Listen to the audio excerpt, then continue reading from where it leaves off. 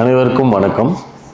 நேற்று புதுவையில் பெஞ்ச 14.7 சென்டிமீட்டர் அளவிலான மழைக்கே இன்னைக்கு புதுவையை ஸ்தம்பித்து நின்று கொண்டிருக்கிறது.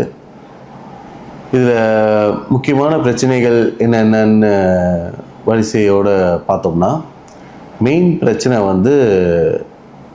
அரசாங்கம் இம்மீடியட்டாக ஒரு ப்ரோஆக்டிவான ஆக்ஷன் எடுக்காதது அது மெயின் காரணம்.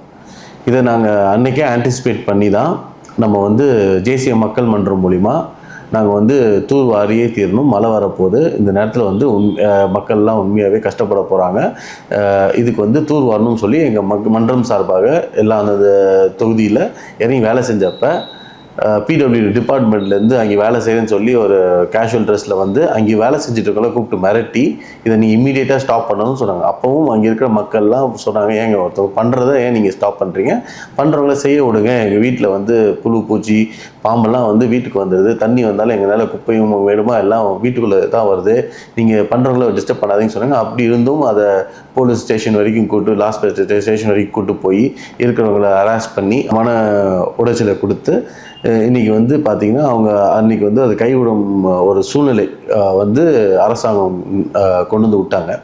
இன்றைக்கி பார்த்திங்கன்னா அன்றைக்கி அப்படி இருந்தும் சில இதெல்லாம் தூர் வாரினது காரணம்னால தான் இன்றைக்கி காமராஜர் நகர் சில இடங்கள்லாம் இன்றைக்கி பிரச்சனை இல்லாமல் இருக்குது.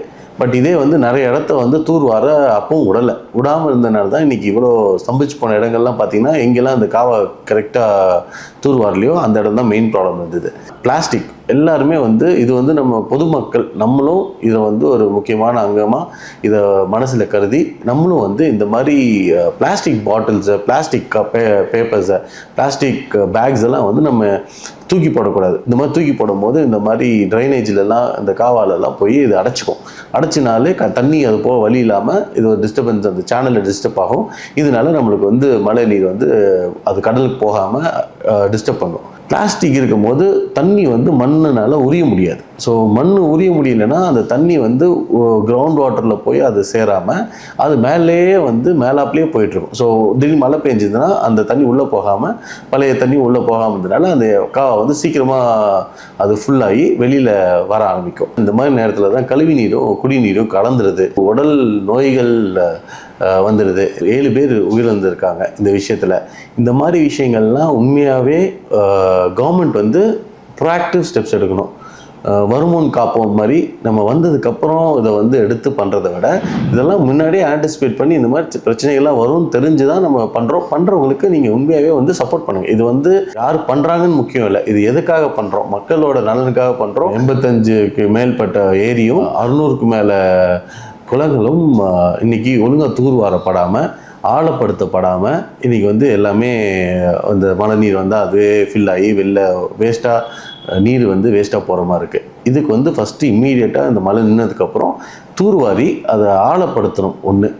இன்னொன்று கிரவுண்ட் வாட்டர் நம்ம ஒரு போர் எப்படி போடுவோமோ அந்த மாதிரி நம்ம ஒரு பூமிக்கு கீழே ஒரு பைப் போட்டு ஹோல்ஸ் மாதிரி போட்டு அந்த போர் கான்செப்டில் நம்ம உள்ளே போட்டு இறக்கும் போது தண்ணிகள் வெளியே தேங்காமல் இது நிலத்துக்கு போகும். இந்த நீர் நிலத்துக்கு போகும்போது அந்த நீர் நம்மளுக்கு குடிநீராக என்றைக்குமே கிரவுண்ட் வாட்டர் லெவல் இன்க்ரீஸ் ஆகிருக்கும். இந்த கிரவுண்ட் வாட்டர் லெவல் இன்க்ரீஸ் ஆகும்போது மக்களுக்கு அது ஃபியூச்சரில் பயன்படுற ஒரு பொருளாக இருக்கும். இன்றைக்கி இது எல்லாமே அனாவசியமாக வேஸ்ட்டாக இது எல்லாமே கடலில் போய் வீணாக கலந்து இது யாருக்குமே பிரயோஜனம் இல்லாமல் போயிடுது.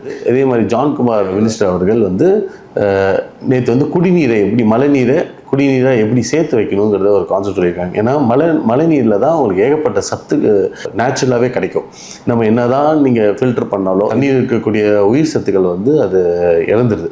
அதனால இந்த மாதிரி நேச்சுரலாக நம்ம பிடிச்சி அந்த மாதிரி பராமரித்து இந்த மாதிரி இருட்டில் வச்சு நம்ம இதை நம்ம சமைக்கிறக்கோ டெய்லி குடிக்கிறக்கோ இதுக்கெல்லாம் யூஸ் பண்ணும்போது உண்மையாகவே ரொம்ப நம்ம ஹெல்த்தியாகவும் இருக்க முடியும். நம்மளுக்கு தண்ணி பிரச்சனையும் பாண்டிச்சேரிக்கு இன்றைக்கி இருக்கிற புதுவைக்கு தண்ணீர் பிரச்சனை முற்றிலுமாக நம்ம இதை தீர்க்க முடியும்.